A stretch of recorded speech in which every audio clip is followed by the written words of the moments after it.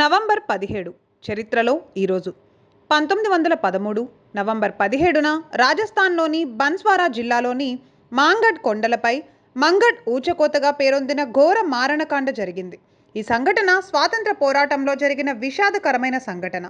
గోవింద్ గురు బంజారా నాయకత్వంలో గుమిగూడిన వేలాది మంది బిల్ బంజారా గిరిజన అనుచరులపై బ్రిటిష్ ప్రభుత్వం కాల్పులు జరిపింది. గోవింద్ గురు బంజారా ఒక సంఘ సంస్కర్త, స్వాతంత్ర సమరయోధుడు. ఆయన గిరిజన సంఘాలను ఏర్పాటు చేసి వారి హక్కుల కోసం పోరాడాడు. మద్యానికి, సాంఘిక దురాచారాలకు దూరంగా ఉంటూ స్వాతంత్ర పోరాటంలో పాల్గొనేలా గిరిజన సంఘాలను చైతన్యపరిచాడు. తమ డిమాండ్లు, హక్కుల కోసం మాంగఢ్ కొండపై వేలాది మంది గిరిజనులు గుమిగూడారు. బ్రిటిష్ వారు ఈ ఉద్యమాన్ని సహించలేక వారిపై కాల్పులు జరిపి సుమారు 1500 నుండి 2000 మందిని చంపారు. ఈ ఊచకోత తర్వాత గోవింద్ గురును బ్రిటిష్ వారు అరెస్ట్ చేశారు. ఈ ఊచకోత జలియన్ వాలాబాగ్ మరణకాండకు సమానమైనదిగా పరిగణించబడుతుంది.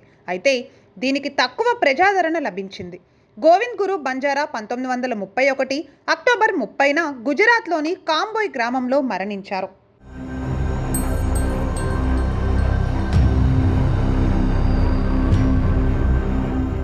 1947 నవంబర్ 17న రాష్ట్రీయ స్వయం సేవక్ సంఘ్ ఆర్ఎస్ఎస్ ప్రముఖ కార్యకర్తలలో ఒకరైన బల్రాజ్ మధోక్ జమ్మూ కాశ్మీర్లో ప్రజా పరిషత్ని స్థాపించారు. రాష్ట్రానికి ప్రత్యేక ప్రతిపత్తిని కల్పించే భారత రాజ్యాంగంలోని ఆర్టికల్ 370కి వ్యతిరేకతను వ్యక్తం చేయడానికి ప్రత్యేకంగా కాశ్మీర్లో ఈ సంస్థ స్థాపించబడింది. ప్రజా పరిషత్ ప్రధాన లక్ష్యం జమ్మూ ఇంకా కాశ్మీర్ను భారతదేశంతో పూర్తిగా విలీనం చేయడం. అలాగే షేక్ అబ్దుల్లా డోగ్రా వ్యతిరేక ప్రభుత్వం నుండి జమ్మూ డివిజన్ ప్రజల ప్రజాస్వామిక హక్కులను కాపాడవలసి వచ్చింది. బల్రాజ్ మధోక్తో పాటు ప్రేమ్నాథ్ డోగ్రా కూడా ప్రజా పరిషత్లో ముఖ్యమైన సభ్యుడు. ప్రజా పరిషత్ తొలి అధ్యక్షుడు. ఆయనను షేర్-ఏ దుగ్గర్ అని పిలిచేవారు.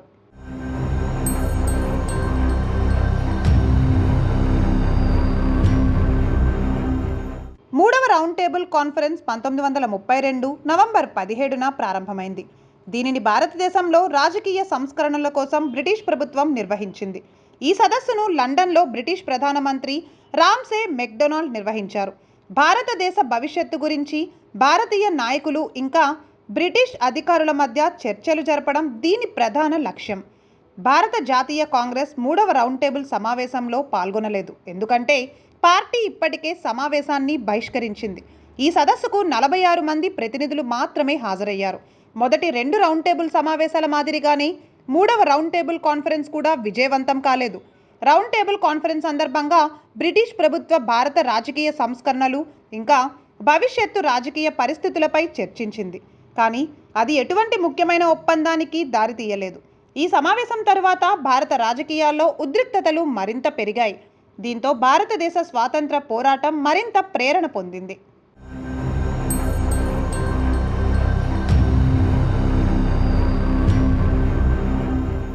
గొప్ప స్వాతంత్ర సమరయోధుడు లాలా లజపతిరాయ్ 1928 నవంబర్ 17న మరణించారు.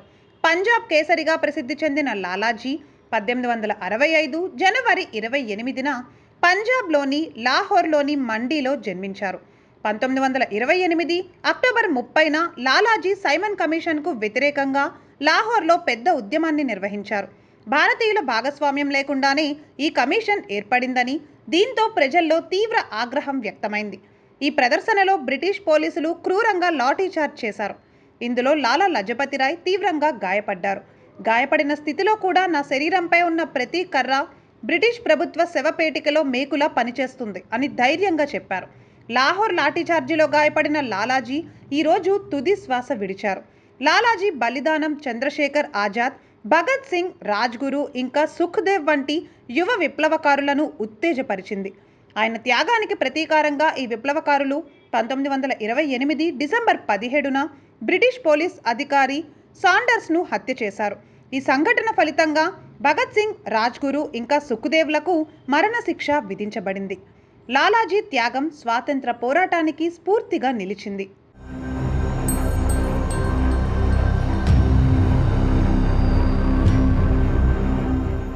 2012 నవంబర్ 17న భారత రాజకీయాలలో ప్రభావవంతమైన నాయకుడు బాలాసాహెబ్ ఠాక్రే ముంబైలో మరణించారు. ఆయన మహారాష్ట్రలో హిందుత్వ, మరాఠీ గుర్తింపు కోసం ప్రధాన ఉద్యమాలకు నాయకత్వం వహించిన శివసేన స్థాపకుడు. బాలాసాహెబ్ ఠాక్రే 1926 జనవరి 23న పూణేలో జన్మించారు.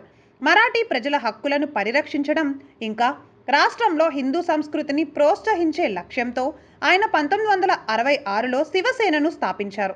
భారత రాజకీయాలకు కొత్త దిశానిర్దేశం చేసేందుకు ఆయన కృషి చేశారు.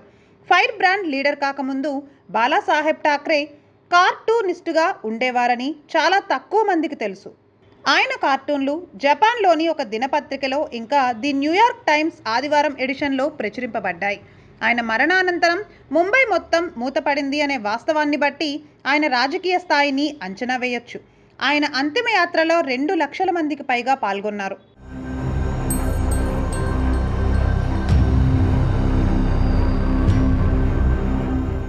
1869 నవంబర్ 17న ఈజిప్ట్ సూయజ్ కెనాల్ అధికారికంగా ప్రారంభించబడింది. ఇది ముఖ్యమైన జలమార్గం.